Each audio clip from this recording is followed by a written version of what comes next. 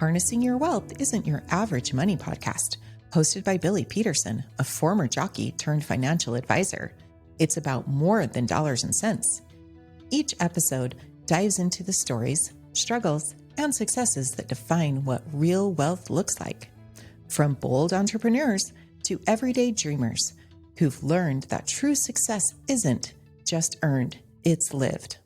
Because life, like wealth, it's all about how you ride it. Welcome back, Harnessing Your Wealth.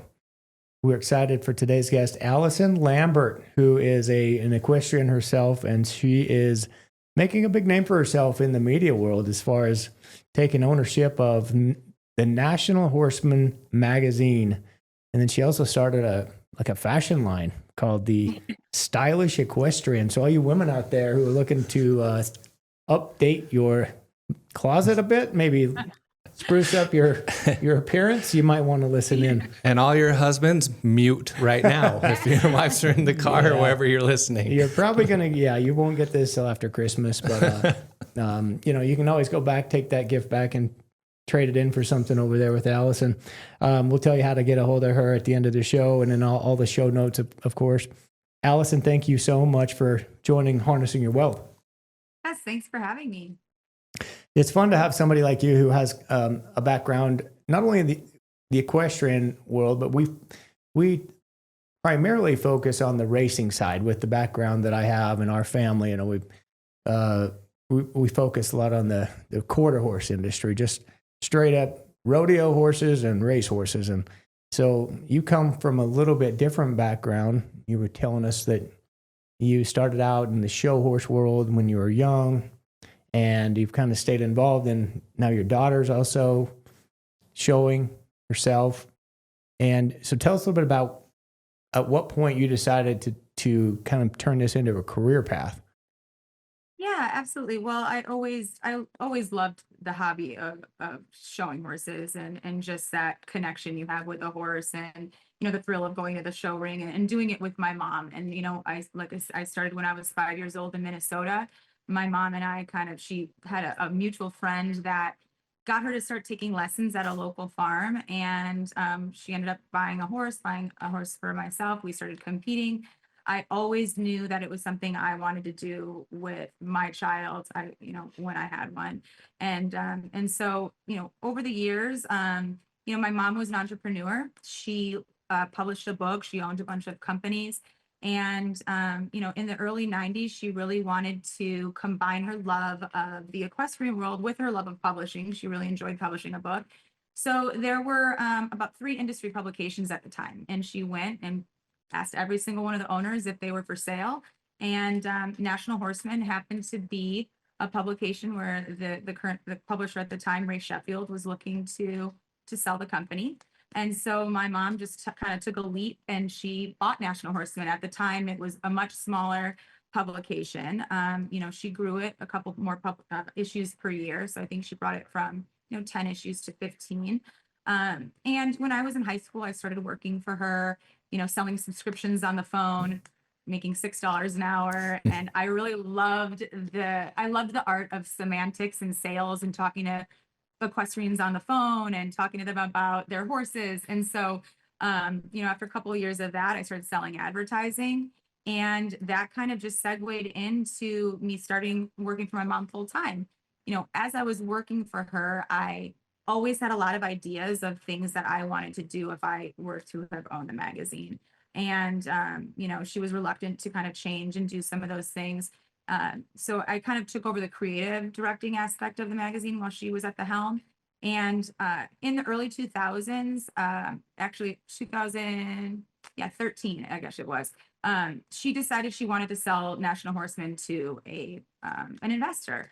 And at the time, my husband and I were living in LA. I really hated the thought of somebody coming in. I'd already been working there since I was 18. I didn't think anyone would really understand it. The customers, the history, as an investor coming in, they wouldn't understand what made National Horseman so special. It was a magazine founded in 1865. It was a newspaper back then called the Farmer's Home Journal. So it's a 106-year-old publication. And, it meant something to me. So my husband and I talked about it. I decided to do an asset purchase from my mom. And that was kind of how I started at National Horseman as the sixth public publisher in its 160-year history. Interesting. You know, from going back into the financial aspect of this, it's interesting for us because Sean and I are wealth managers, we're wealth advisors, and we deal with families, high net worth families on a daily basis.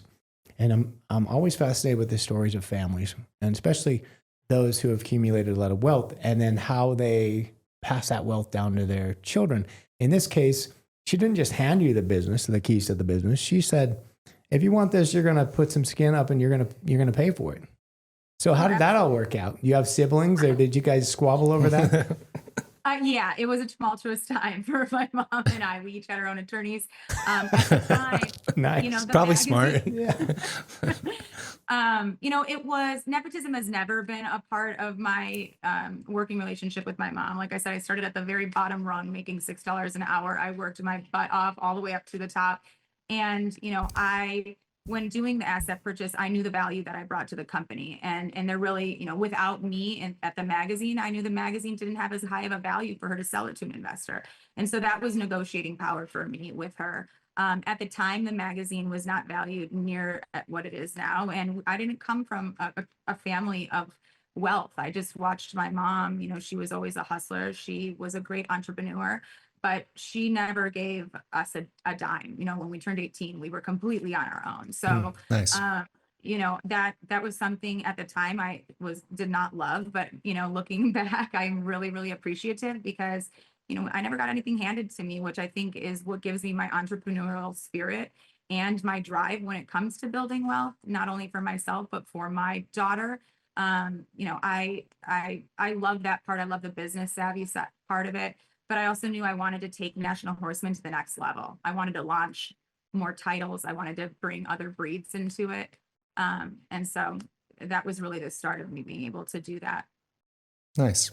How many employees do you have right now, the magazine? Right now, we have about, just in total we have about 22 full-time employees, and then, you know, countless independent contractors, Sure. writers, photographers, such like that.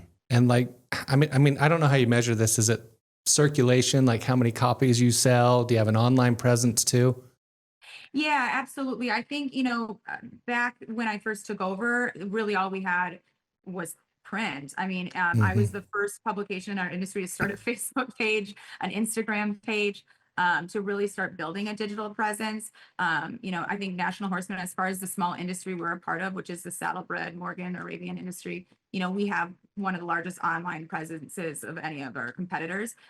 So yeah, we really don't measure it in circulation and subscriptions anymore. It's all, you have digital subscriptions, you have reach, you know, some of our reels and digital marketing, you know, gets hundreds of thousands of views and shares. So it's really hard to put like a number on just your overall presence. But, you know, as far as just like the print publication goes. The primary source of income for you is the advertising? That's right. Right. So stallion farms, or what is the primary kind of aspect of the advertiser? Yeah, absolutely. I mean, it's pretty multifaceted. Right now, we're working on our breeder's guide. We're the only publication in history to ever put all the trotting breeds, which are Arabian, Morgans, American saddlebreds, Hackneys, you know, Friesians, all into one breeder's guide. And so we, you know, that's obviously stallions, breeding farms, they all advertising that. But our industry is a vanity sport. So when people are competing and they do well or they win a class, they want to promote, you know, they're a brand, really. Them and their horse are a brand, and they want to get that word out of them winning to, you know, judges and spectators before the next show that they head out to. So they really run ads for their own horses as well, which is the primarily source of our advertising. And then we also have corporate on top of that. Also, too, like we just did, you know, for the year end, customers like to do special thank yous to their trainer. Trainers like to thank their customers for a great season. So those are sources of advertising as well. You know, but we do, you know, horse shows, events across the country advertise to promote their shows that are coming up. We do a whole issue that's dedicated to kids, you know, at 17 and under, are called junior exhibitors in our sport. And so we do a whole entire, our March issue is dedicated to them. So we do interviews with the kids, they place, photos. So those are ads as well. And so parents liked to promote them before show season starts. In 1865, it started out as a newspaper. It was called the Farmer's Home Journal, and it really is geared more towards the farming industry. Back in the day, I mean, with the ads that went in those publications, and we have them in our archives, which are really fun to go look at. But bustles on the backs of the dresses of the women in the 1800s, and plows for your horses to be in the fields, everything like that. And so over the years, the early 1900s, we really started transitioning to the show horse industry, the American saddlebreds in particular. And so I believe it was in the 1920s, the Farmer's Home Journal, we switched its name to National Horseman, and it became more of a magazine at that time. It wasn't kind of the glossy magazines you see today, but over the years, as printing progressed and became a little bit more prevalent, it became more of a standard magazine and became monthly. And then when my mom took over, she was the 5th publisher in its history since 1865. She kind of put a little bit more fun spin on it. She added some additional issues during like the busy summer season. She came out twice a month. And then, it kind of, when I took over, it grew from there. So just bringing in new ideas. That's what I wanted to hone in on is a little bit is you guys added elements to the magazine that had already been established for decades, but you added your own kind of feel to it. And how do you feel like that made a difference? And maybe share with the listeners, like what gave you those ideas, and how did you bring something new rather than just go with the flow and kind of fizzle out? Yeah. I think people think horse magazine and it has to have a certain look. It's, Western or whatnot. To me, I always loved fashion. I always loved, Vogue and Elle magazine and all of those. And as I was working for my mom, I never understood why we couldn't take that concept of a luxury lifestyle magazine and incorporate it into the equestrian world. Horse people, they all, they love traveling, they love shopping, especially from the upper echelon levels. The hunter jumpers, these people are all, they all enjoy the same things. If there's stores at the horse shows, they're all shopping at them. So I didn't understand why we couldn't do city guides and recipes and fashion and lifestyle section. And so my goal when doing the asset purchase and buying the National Horseman name, I really formed my own company. I bought, the name National Horseman and kind of started my own thing. I said, I'm going to make this into the Vogue of the horse world. Just because it's a horse magazine doesn't mean it can't be top-notch luxury. And I really, if you ask anybody in our industry, that's what they will tell you. National Horseman is a coffee table book. It is known for its luxury print, its paper quality, just the design level, the way every single page, I pour my heart into every page of the magazine because I want it to look like a high-end fashion magazine. And so that really was that we were able to kind of forge our own path in that realm. Nobody had ever really done anything like that. And that really was a passion of mine. I loved kind of mixing those two worlds, and our customers really responded to that as well. I'm interested in the business side. I thought you were going to be interested in the shopping side. Sean likes the shopping side. No. I like the money side. I want to know dollars and cents. What skills did you bring to the table to know, putting a lot of new ideas here, but also we have to look at the bottom line. You're expanding, you're probably increasing quality, the costs are going up. How did you offset that with additional revenue sources to make sure that you're staying in the black and you're not dripping off into red and losing money in the business? Well, I have always been a numbers person. I've always been somebody that loved finances. And I'm also very, I like spending money, but I don't like wasting it. So, for me, studying the P&Ls and really looking at the comparative cost analysis, like from year to year, from month to month, from issue to issue, was something I loved. I loved studying and finding the differences between those things at the expenses, the printing costs, travel costs. When I bought the publication from my mom, I started with literally $0 in the bank. I went to my first horse show, sold enough ads to give a little bit of a nest egg, and I really just kept costs down at the beginning, as from not with the print quality or anything like that, but from little things. We cut costs on traveling and how how we were able to do that. Over the years, I've never taken an investor. I've never taken a dime from a single person. It's all self-made.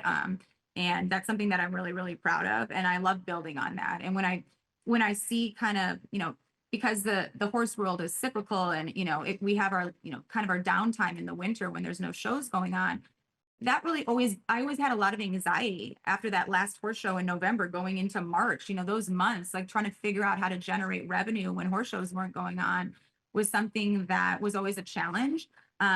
But which was also one of the reasons that it gave me my idea and desire to launch my retail brand, Stylish Equestrian, just to compensate for those months where the revenue wasn't super, super high.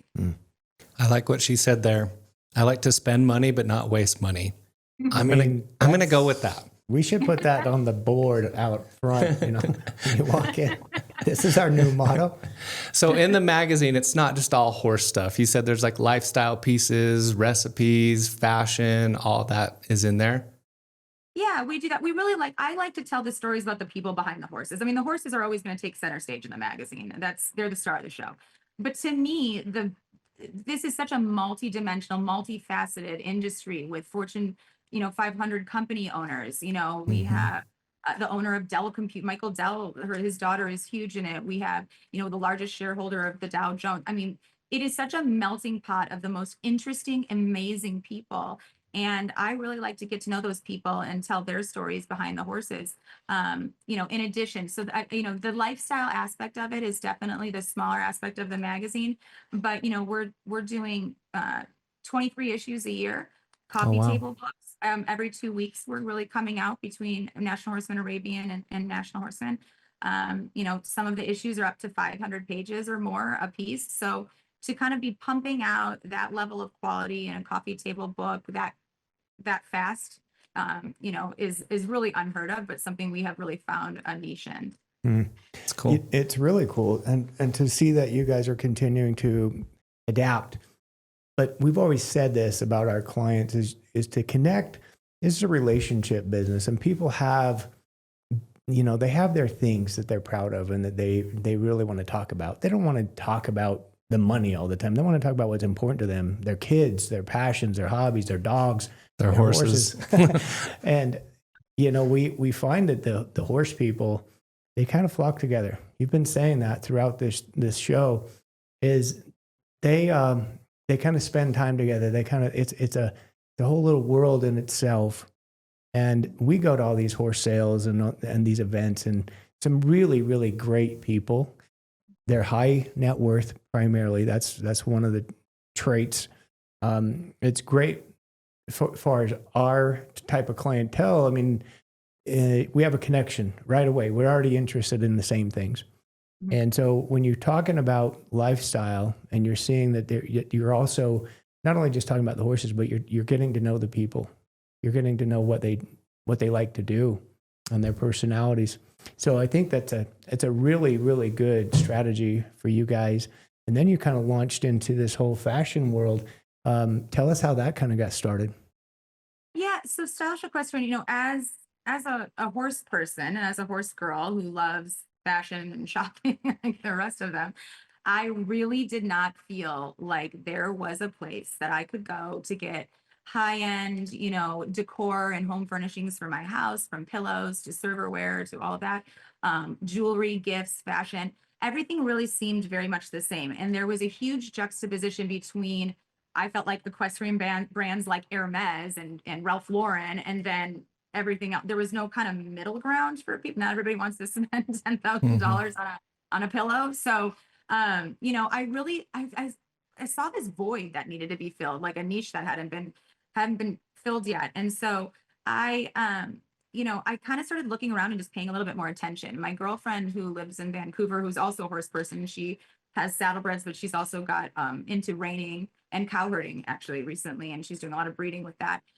She owned a furniture store at the time, and she was going to New York to go to the Javits Center to go to their huge home decor, event.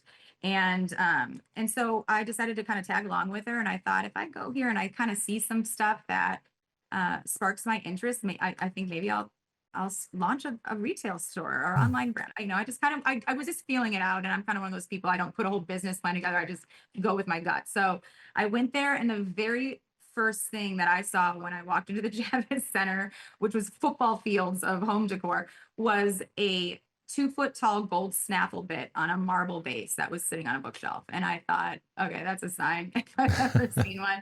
And so I just, at that point, started curating products from all over the world, from Sweden, from Germany. I started designing my own clothing, designing my own decor, and really creating a brand that people hadn't seen before, that could offer a wide variety of products to equestrians. But you don't even have to be an equestrian to love home design and decor. I mean, people have, Hermes that have nothing to do with horses. And so, it really started off as a passion project of mine, something to, to kind of fill those winter months. And it's kind of grown to the point where I believe within the next 2 years, it will completely supersede the magazine. Wow. Really? There's a difference between somebody that says, that sounds like a good idea. I wish I could run a business like that, or I'd like to be able to do that, to somebody like yourself who's a doer and says, I see this idea and I'm going to run with it and I'm going to go. So tell us the process. Like you said, you started curating products. Well, tell us how that all started to flow. You started to look online, you started to contact, are these wholesaler groups or manufacturers that you're contacting, and how did you find them? Yeah, absolutely. So the first thing I did, because I knew nothing about retail, and obviously publishing and retail are completely two different animals, not only from an accounting perspective and just cost of goods and how all that works, on that level, because we're an accrual-based company. So it was, just kind of teaching myself. And I knew that in order to really do this right, I needed to hire somebody, didn't need to be a horse person, just because, I'm the horse person. I needed somebody that understood retail, that understood Shopify, that knew how to put together an online retail front. And so, it took me a while to find the right person who I felt like really aligned with my sense of vision and style. And so once I did that, I was able to focus on the products while they did kind of the back end of everything. Being that that I own a magazine, I started with photography. I really elevated the magazine with photography, and I self-taught myself everything I could know about taking pictures. So I kind of parlayed that into be able to take all of the product shots, to be able to shoot the models, to be able to do that without having to hire a photographer. Wow. So it kind of went hand in hand. And then the nice thing is I have a magazine that I can advertise for free all of my products in my store in every issue. So that doesn't hurt either. I did not complete college. I'm all self-taught. I kind of like the college of hard knocks. I self-taught everything that I know, from the financial aspect of running a business, just to launching a new company. You have to be a risk taker and not afraid to take risks. And not every idea that you have is going to pan out, and you have to be okay with that. I believe as an entrepreneur, you have to be a disruptor. I really like to disrupt the industry that I'm in. I like to be a leader and a trailblazer. I always have actually a racehorse reference where, racehorses have blinders on so they don't have to look at the horses coming side to side, up behind them. They just focus right on the road ahead. And I really kind of feel like that as an entrepreneur. I keep my blinders on. I really don't listen to the people next to me or worry about what others are doing. I just do. I really trust my gut. I knew that Stylish Equestrian, I knew it would take off because I know the people in this industry. I know they love, design and fashion and shopping as much as they love horses. So to be able to curate products that combine my love of horses and the equestrian industry and also my love of fashion and decor and interior design, it was like a marriage made in heaven. And because branding and design has always been a huge passion of mine with the magazine, I was able to take that love of branding and kind of create my own storefront with it, which was really, really fun. But I feel like for people out there, that have an idea, the best thing to do is just really listen to your gut, because 99 out of 100, your gut is not going to steer you wrong. Mm-hmm. I like what you said earlier. You know, you didn't have a business plan. You just dove in and figured it out. And I think a lot of times if you have too much planning in place, you don't adjust and you just think, oh, it needs to go by the plan. But we all know it never goes too perfect. Yeah, you're trying to be, you just got to, and sometimes I laugh because around the office, everyone here wants to have a plan. Yeah. You know, especially. I'm the guy that says, you know, yeah, he's the disruptor. Shoot, aim, you know, yeah. I don't wait. I don't and we wait all go around it and figure it out. Wait a minute, now he can't do that. Tell him to slow down. We're not going there. We're not changing that again. We already did that. We're going to change it again. Oh boy. How did you figure out price points, or did you ever feel like you were off target on some of the things, you know, with pricing? And tell us how that all looks with not only your magazine, but your fashion materials.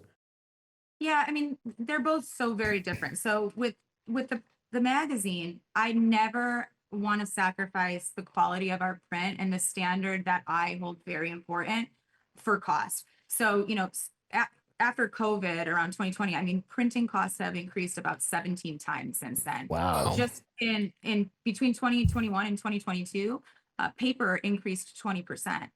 So I never wanted to raise those rates on my advertisers, because it's important in an industry like ours to stay competitive with the other publications, even if they're not using the same paper as you are. Even, you know, people, you know, some people care more about cost.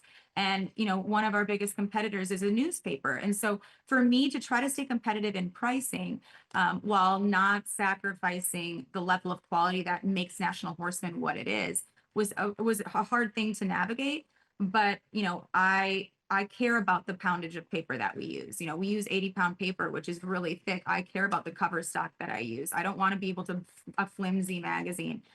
The quality of the print and the ink are all very important to me as well. So in order to subsidize those increasing costs since 2020 without, you know, putting those costs on our advertisers, I just kind of use that to innovate different ways to generate revenue that didn't incorporate print. So I kind of scaled our online presence. I started selling video marketing, online digital marketing, social media advertising, and in a way to kind of generate revenue to make up for the print costs without having to sacrifice that quality. Mm. What about with your jewelry? I mean, you're dealing with the price increases in the metals. You know, we really sticked to a percentage standard. You know, so we try to stick to a 60% ratio there when it comes cost of goods to retail price. I see.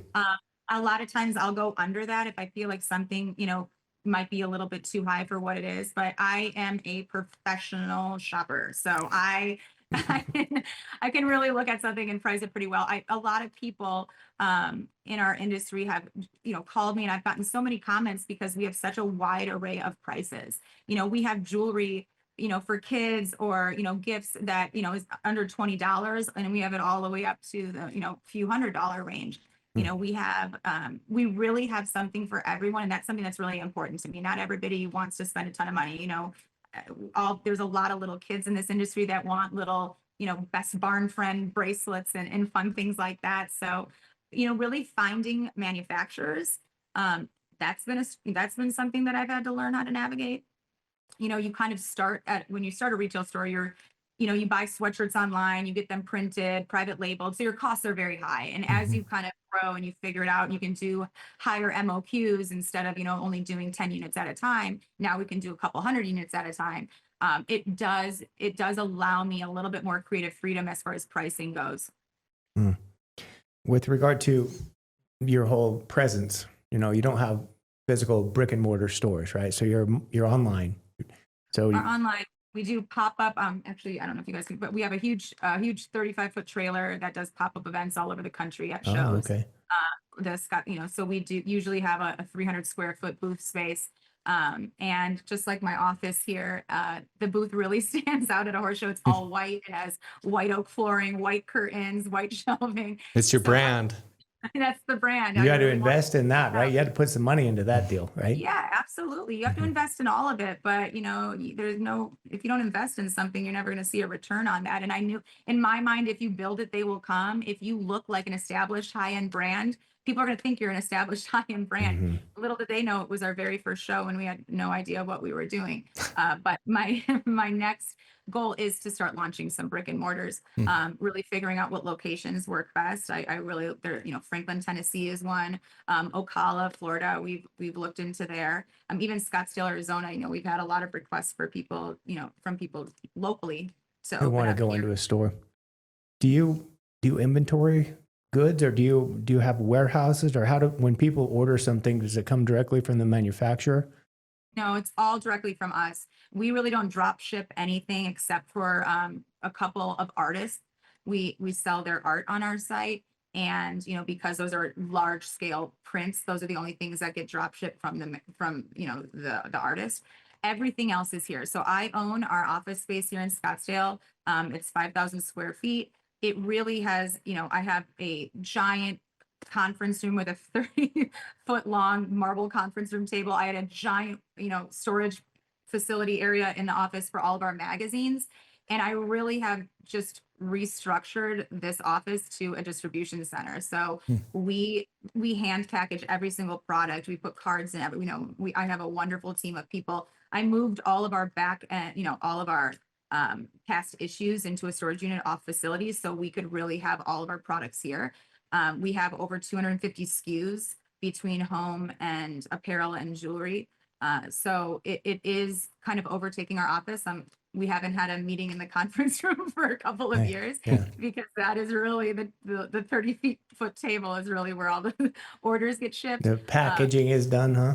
Yes, exactly. And so, yeah, we I think as we scale, and I launch brick and mortars kind of that are more east, those can become distribution centers as well, where we share inventory, save on shipping costs, because everything ships from here, from Arizona. But yeah, it's something I really learn as I go. If you try to put a big plan together and you try to learn it all before you get started, you're never going to get started. And Right. that's just a fact. I feel like the best way to learn is by doing, and so that's kind of what we've done. And I'm really lucky to have amazing team members behind me that help bring my vision to life. It's so critical when you're a business owner. How do you feel like you treat your employees in order to attract and retain those key employees? I really do everything I can for my employees. As far as financially, health insurance, I have matching 401k for my employees, which is really important as well. But I also like to reward them. So for instance, 2 years ago, my sales team met their goal. I took them all to Cabo San Lucas and we had a weekend, in Cabo together. What happens there stays there, so I can't really divulge too much about it. Sean lives on that mantra. He says happens in Vegas, stays in Vegas. That's mine. Places, like 20 or 30 different locations that have that same kind of tagline. Sorry if you're watching this, Kate, but Funny. Yeah. Well, that's it's something we hear all the time as far as quality businesses treat their employees, very well. Their customers understand, and their employees treat the customers. So it's kind of like it's a chain effect. Mm-hmm. How you treat your employees is how the employees treat your clients and customers. Absolutely. That's very, very true. I couldn't be doing any of this without my team. I mean, I'm only one person, and there's a lot of things they do that I could never do. And, I always think you need to surround yourself with really like-minded, creative people and people that know more than you do. Yeah. Otherwise, you're not really getting anywhere. So I'm really, really lucky and blessed to have, the amazing team that I do. And therefore I do whatever I can for them. Mm-hmm. Personally, do you feel like you're satisfied with where you're at personally, professionally? Or are you really just trying to climb that mountain still? I always had this 2-year goal. So like after I bought National Horseman, I had a 2-year goal to launch National Horseman Arabian. I saw that industry really didn't have anything like what we were doing for National Horseman. And so 2 years after I bought the magazine, I launched that. And then 2 years after that, I launched Stylish Equestrian. I've kind of put a little bit of of a halt on launching more things. I don't necessarily want to start another magazine or, start another business. I really would just like to continue scaling the one I have. But I don't think entrepreneurs are really ever satisfied. Mm. To me, I'm not doing this because, I'm trying to get rich. I mean, that's really not what drives me. Money does not drive me. It's the creative aspect of everything that I do. It's being innovative, doing things that haven't been done, creating a lane, and also, being a female entrepreneur, giving the next generation of equestrians and horse girls like my daughter someone to really look up to. And, I hope to be remembered for that. Mm-hmm. Mentioned your daughter. I'm interested to know, are you raising her differently than your mother raised you in any way, shape, or form?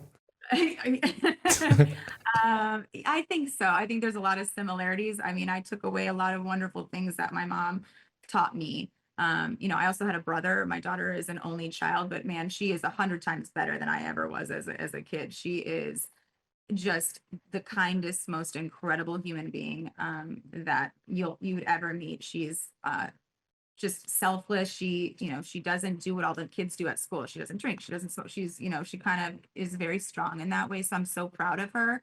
I definitely think that I'm a lot more hands-on at her age right now. She's going to college than my mom was at that age. But we're very, very close. And, although there are maybe some differences, most of the things that I know, I've learned from my mom. So. Is your daughter planning on following you into this business? Honestly, I kind of don't want her to in a weird way. It's here if she wants it. It always will be. But, it's not for the faint of heart. Obviously, it comes with its challenges. It's time consuming. There's a lot of traveling, there's a lot of times you can't, enjoy what, being with friends or family, on a weekend, especially during the summer when it's horse show season. But, I would love for her to do what she's passionate about. That's really, really what I want her to do. And so she's actually studying criminal psychology right now. That's what she's passionate about. That's what she's going to major in, and minor in business. So CSI, right? That's a big field. Right? Yeah. It's always interesting. Exactly. Solve those crimes and know where they're coming from. There's a lot of crime in the world. I mean, we need a lot of those. Well, there's murder documentaries all over on Netflix. So there's definitely, people want to get into that. That's cool. Yeah, but she does. She'll take some pictures at horse shows for me. I've taught her how to use a camera. She likes standing at the outgate and capturing moments for people. She has, given some interest in working next summer when she transitions into college, just to see how she likes it. She's a beautiful writer, so I'm going to give her some writing assignments this year. But, I don't ever want her to feel like she has to do this. It will always be here to fall back on, as long as she just follows what she's passionate about. That's really all I could ask. Mm-hmm. Well, she at least hasn't hired an attorney where you guys are going to have to go toe to toe, right? And figure out who's going to own the magazine. No, Not yet. I would probably approach that situation differently than my mom did. Nice. That's so good, though. I mean, there's just lovely stories right there. I really am fascinated with people and how they got to where they're at, because there's so many different paths to success and where you go, and just having that kind of that determination to not quit. And so many people are driven by either fear or just reluctance to start. And I always say, you can't go anywhere unless you're willing to start. Even if you're going in the dark, you're better off taking a step forward than just standing in place. So kind of find out what you're passionate about, and then move, and then see where the world takes you. The equestrian world too is such a traditional old-fashioned sport. Like, no matter how much the world evolves or social media evolves or the platforms we market ourselves on evolve, at its core, the equestrian community is just deep rooted in tradition. And so for being the oldest publication, and one of the oldest publications really in the world, it's important to me to always be innovating, while also staying true to that foundation of history and tradition that National Horseman is really synonymous for and was built on. So that's kind of an interesting line to teeter. You don't want to be so innovative where you forget where you came from and what you are. I think, but I do look at innovation as a way to protect tradition, not replace it. And so, it's important for me with the magazine that we always remind people of our rich history, but always be leading the way as far as innovating new ways for our clients to advertise, and always, changing the look of the magazine. Yeah, Like it. make it appealing. And I mean, the digital age, there's a different world than it used to be when it was just print. And obviously going out to all these events and being visible, I'm sure you'll say that's a big part of your success. Yeah, I mean, I love going to a horse show. I mean, really, to get paid to go to a horse show, I don't really know what more you Like me. actually want. That's like me I going get to horse paid. races. Do we get paid when we go to horse races? Well, I try to get paid. Yeah. I mean, but just being there, the whole atmosphere of being at a show, and to be able to, like, walk around and socialize with some of the most interesting people in the world, and, to be able to watch the most beautiful animals in the world. To me, I count myself very, very lucky. Yeah, that's great. The gratitude, I think, will obviously reflect back more of what you're grateful for, and continue to build on that. What maybe just kind of final questions for me is, what are the hardest parts about being an entrepreneur who is always trying to adapt and to climb and to make things better? I honestly think the hardest part of being an entrepreneur, and especially managing, so many employees, is really just staffing. It's a very niche industry. So, on the retail sector, if I have a marketing girl and she quits, I can hire another marketing person, a social media person, that's kind of easy.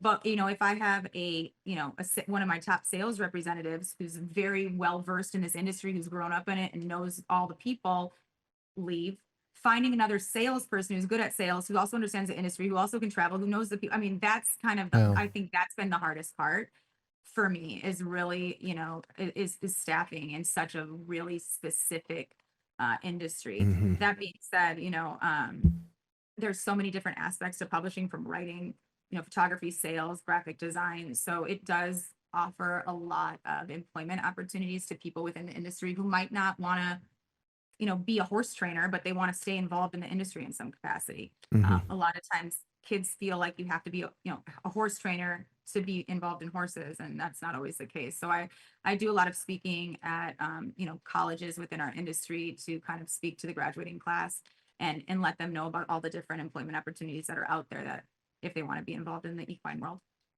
That's big. Trying to find the right people. We hear you. And every one of our clients talk about that, business owner clients.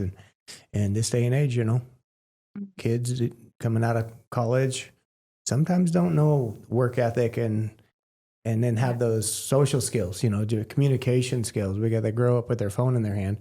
So it is getting to be a challenge. So get it. That's been really hard. I mean, from a generational perspective, I have definitely seen a shift in just the amount of people who want to work, and the level of, dedication they want to put into their job. It definitely has changed. But the nice thing about the horse community is we're hard workers. I mean, they are not any stranger to kind of putting their nose to the grindstone, and being up really early at the crack of dawn, staying late, mucking stalls. So it really does evoke and implement an amazing work ethic into Yep. the younger generation. But yeah, I mean, staffing, I think if I could sit back and just be the idea person and designing t-shirts and magazines and whatever, I would be a happy camper. When you have to get down to the actual Yeah. management part of it, yeah, that's not my favorite. Well, we're always interested in the stories, and yours is a great story. Starting out, working for your mother at a young age, selling ads, and then deciding, hey, I'm gonna own this thing, and then I have some great ideas to implement in improving it, adding a new flair, new ideas that, just adapted to the kind of the niche that you're targeting to, and then to create a fashion line as well. So, I'm impressed, and I think our listeners will be too. Mm-hmm. And so you see, us racehorse people can reach across the aisle to the show horse people, and we can say, hey, impressive job. And you did an amazing thing. And I want all of our listeners to know that maybe they ought to take a look at the National Horseman and throw that on the coffee table. Yeah. That would be great. Yeah, stylishequestrian.com. Come visit and look at our calendar for any local events near you that we might have a pop-up at. But yeah. Awesome. I'm really honored to be here and chat with you guys. And we have a lot of racehorse people in our sport as well. So I'm sure there's always a crossover. Yeah.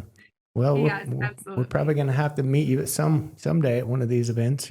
Maybe we'll invite you to a race, and you can invite us to a horse show. So, I would love it. You'll see me at the Kentucky Derby next year. I'll be there. okay, with your big hat. I've never been. That's on the list, so let's mint do it. julep. You've got to be trained to drink mint juleps. I don't know if you are That's yet. not a problem. Been to the Derby? What? I know. It's wild. We've been to a lot of them, but I've not. Have you been to that one? Yeah. Oh, yeah. Of course. I got to go. I would hope. Yeah. Awesome, Allison. Well, thank you so much for taking some time to join us on Harnessing Your Wealth. All your listeners, check the show notes. You'll be able to find her website and find out how to maybe subscribe or order some issues of National Horseman. Get involved with what she's doing with the fashion trends. Stay up to date. Obviously, she knows what she's doing. I mean, take a look at that necklace she's wearing. She's got it. She's displaying it for you right now. Beautiful stuff. Very nice. Thanks so much, Allison. Thank you guys so much for having me. I appreciate it. Absolutely. Thank you. Thank you for listening. For more information about today's show, please check out the show notes. Visit our website at www.petersonws.com or give us a call at 801-475-4002. Peterson Wealth Services is a registered investment advisor. This is a paid-for advertisement.